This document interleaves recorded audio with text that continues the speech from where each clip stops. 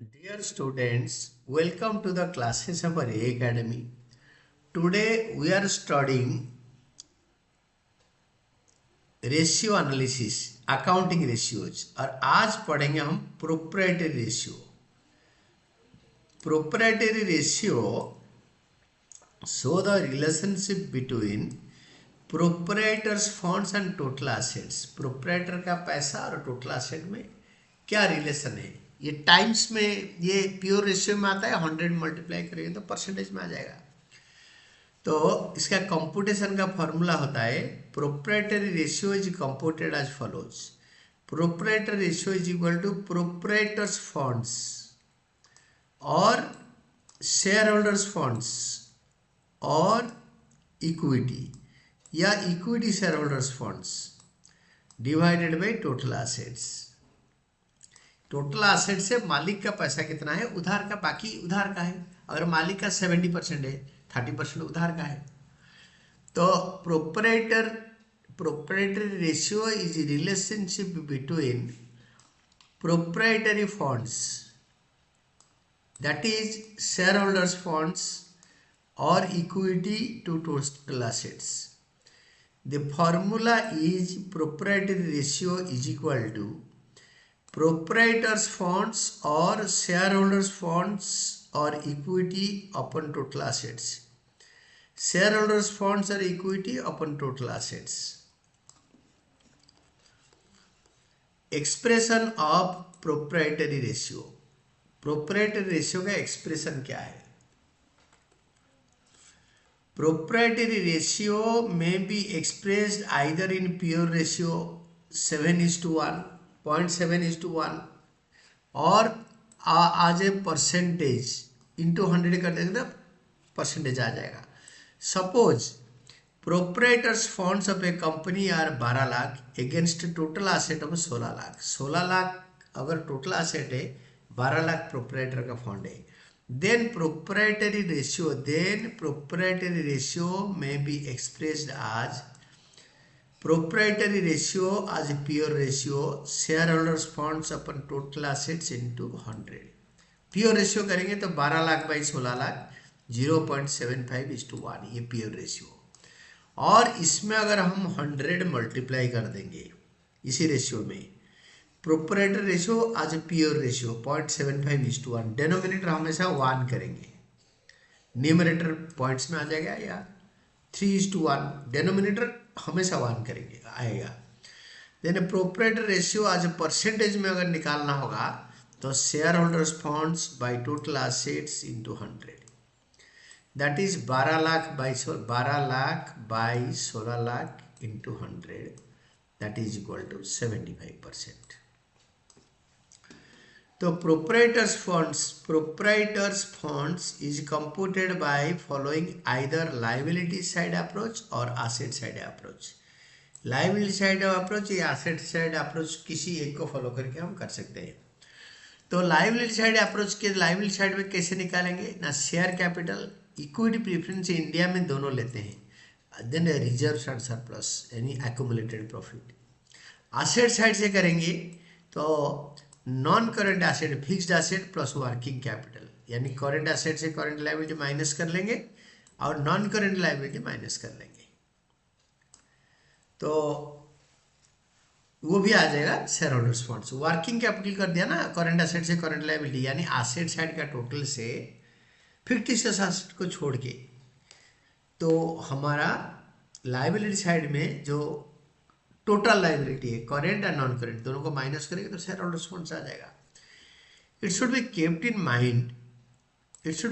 In mind that the result under both the approaches will be same if calculated from a balance sheet. अगर balance sheet से calculate करेंगे दोनों side का same answer आएगा।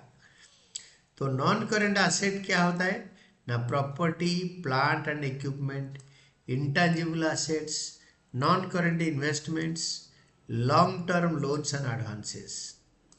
Then current assets होगा current investments, inventories, trade receivables, cash and cash equivalents, short term loans and advances, other current assets example है other current assets का prepaid expenses and accrued income, जो income मिलने वाला है, accrue हो चुका है, इनकम मिलेगा, आया नहीं।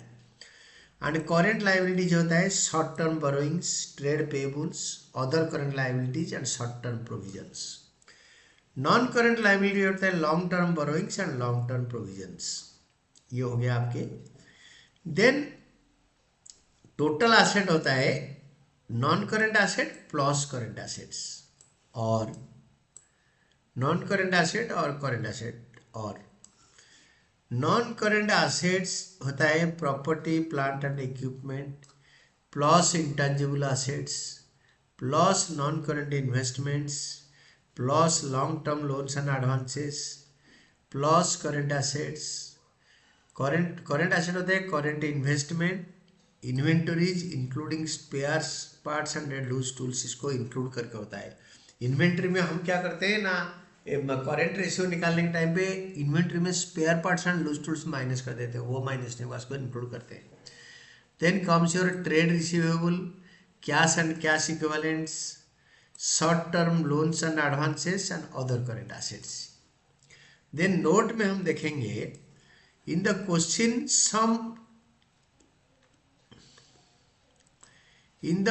sometimes information is given and not the balance sheet and student has to compute proprietor's funds, proprietor का fund को निकालना होता है।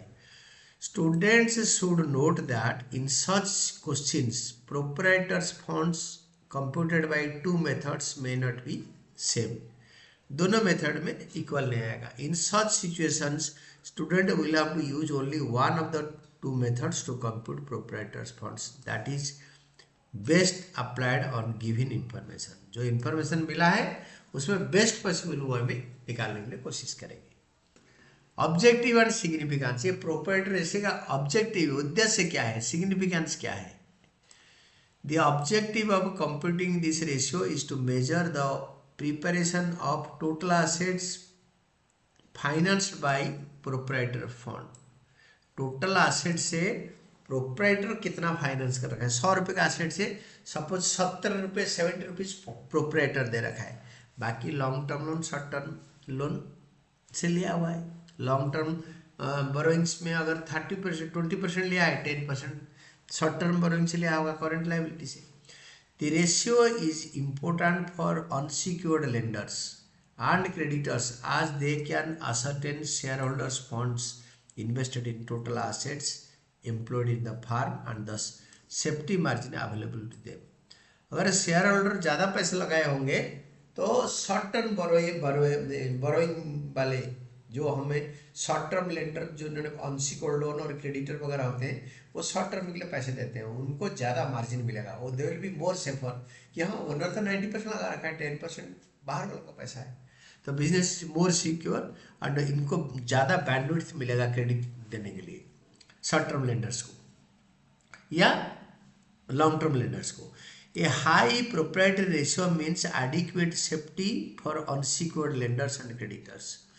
अनसिक्योर्ड लेंडर और क्रेडिटर को एडिक्वेट सेफ्टी मिलता है, but a very high ratio means improper mix of proprietors funds। But a very high ratio means एक बहुत बड़ा ratio improper mix of proprietor का improper mix of funds and loan funds भी, which results in lower turnover और lower return on investment. तो इसमें return on investment कम होगा अगर बाहर वाले ज़्यादा पैसे लगाएंगे तो। A low proprietary ratio indicates greater risk to unsecured lenders and creditors and the enterprise getting benefit of trading and equity. अगर लो प्रोप्राइटरी रेशियो होगा इसका मतलब लेंडर और क्रेडिटर ज़्यादा पैसे लगा रखे हैं और जो and the enterprise getting benefit of trading and equity, equity से ट्रेड करके बाकी लेंडर को इंटरेस्ट देके जो कमा रहा है। तो this is all about your theory on proprietary ratio.